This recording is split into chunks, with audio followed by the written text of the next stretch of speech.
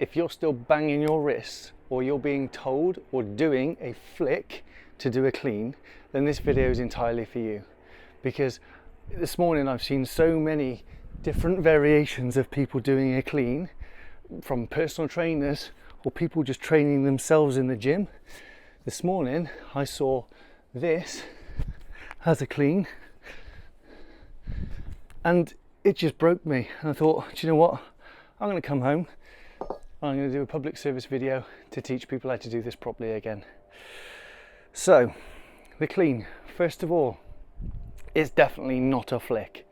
If anybody is telling you to do a flick for a clean, sack them, get a proper trainer. And secondly, it should never end up out here. When you are doing the clean, the purpose of that is to get the kettlebell from the floor into rack position.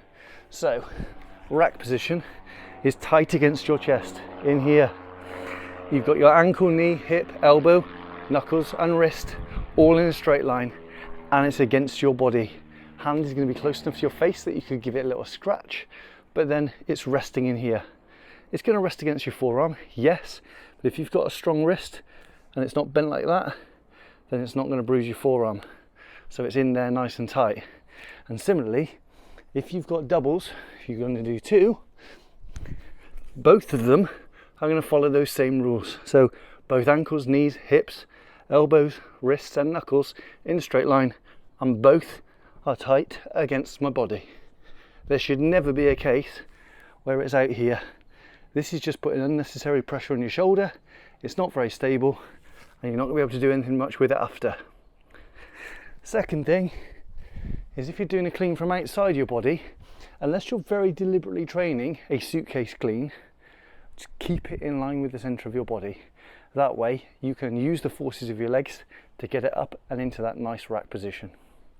So let's start again with the single arm clean. First of all, if you're completely new to this, I'm going to get you to do a power clean. You're going to stand with a kettlebell between your feet. You're going to stay really upright. You're going to bend your knees and keep your shoulders and hips square. Grab the kettlebell and let's just nail the deadlift to start with. We're just going to do a single arm deadlift to make sure that your legs, hips, glutes are using the force to get the weight up. It is not a yank it from the floor with your arm. And then from there you should be able to change hands and do the same thing the other side, and you're going to stay fairly square with that. Once you've got that bit nailed, we're going to make it a little bit more dynamic. So instead of just standing up with a nice little deadlift, we're going to try and do a bit more dynamic, and I'm going to use the other hand to catch it around about belly button height. So from here it's stand up and catch in there. Now notice the bottom of the kettlebell is now facing you and I've got the handle in nice and close. So from there up and catch in here. I should be able to change hands and it's going in there. The kettlebell is coming straight up. It's never going to come out, because if it comes out, to get back into that rack position, you have to come back in again and it's going to hit you, you're going to get bruises. So keep it close. Once you've got that bit nailed, we need to think about where we're going to go next with it. So again, I've already talked about it, wanting to come back into that rack position up in here.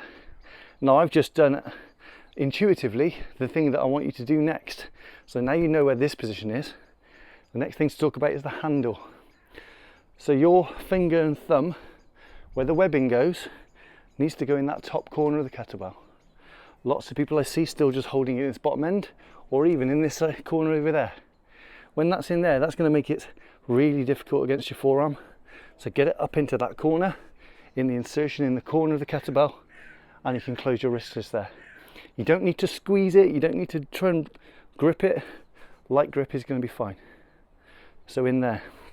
And now that means that when you've done the deadlift into your belly button, you catch it here. While this hand here is holding the kettlebell, you can practice sliding your hand into that corner and then rotating it round and propping it into place. Okay, so the next drill is stand, catch, change the hand insertion and roll it into rack. Okay, you can undo that by doing the same thing, and you can focus on changing hands and getting that right in there. Okay, so that's a deadlift, deadlift to belly button, change your hand position and roll it round. What we definitely don't want to do is to see there and then over the top and there, because again, that now means there's an impact on my forearm and then you're going to get bruises. So keep everything close and roll it round. No impact, fewer bruises. Okay, once you've got used to doing that, you're then going to take the support of the second hand away. So from here, where you have been going there, you're then going to try and use this hand less and less. So from here, just a quick change. Okay, remember it's legs that are getting the movement to work. And into there. Again, I can change hands. Gently pop it into place. Into there. When you get really confident with it, it just goes straight in, nice and smooth. The trick is using the legs to get the power up. If you start having to pull it,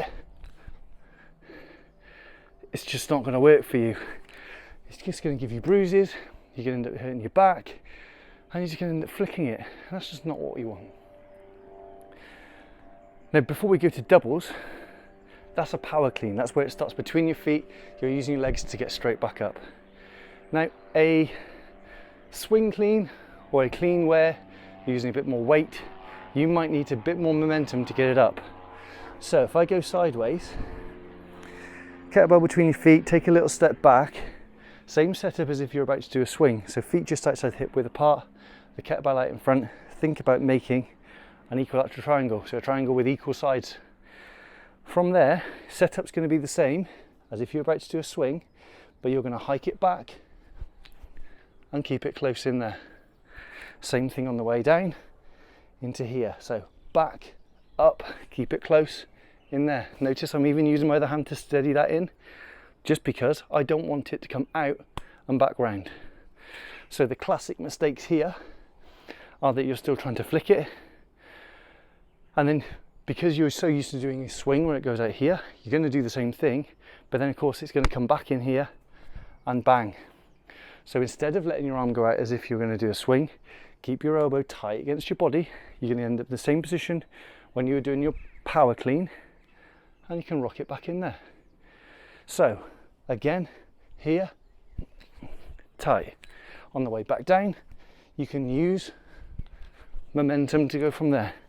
Now these are called dead stop cleans because each time I'm doing a single one and down to the floor. But there's no reason why we can't do continuous ones with a swing clean. So from here, down and up, down and up, down and up.